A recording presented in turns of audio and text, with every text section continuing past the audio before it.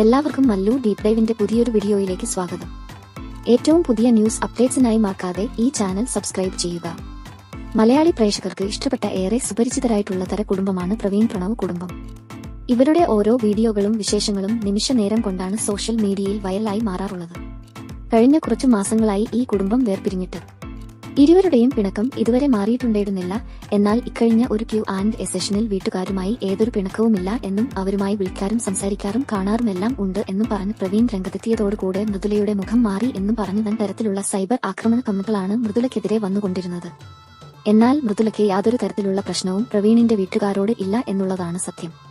ഇപ്പോഴിതാ പ്രവീൺ പുതിയ കാർ എടുക്കുകയും അതുമായി അച്ഛന്റെയും അമ്മയുടെയും കൊച്ചുവിന്റെയും വീട്ടിൽ പോകുകയും കാറിൽ ഡ്രൈവ് ചെയ്യുന്നതുമായുള്ള വീഡിയോ ആണ് പങ്കിട്ടിട്ടുള്ളത്.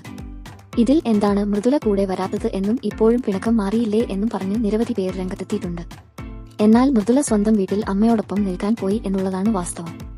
എന്നാലും ഇതുമൂലം സൈബർ ആക്രമണം കൂടിക്കൊണ്ടിരുന്നു. അപ്പോൾ ഇതുപോലത്തെ കൂടുതൽ ന്യൂസ് അപ്ഡേറ്റ്സിനായി ഈ ചാനൽ മറക്കാതെ സബ്സ്ക്രൈബ് ചെയ്യുക.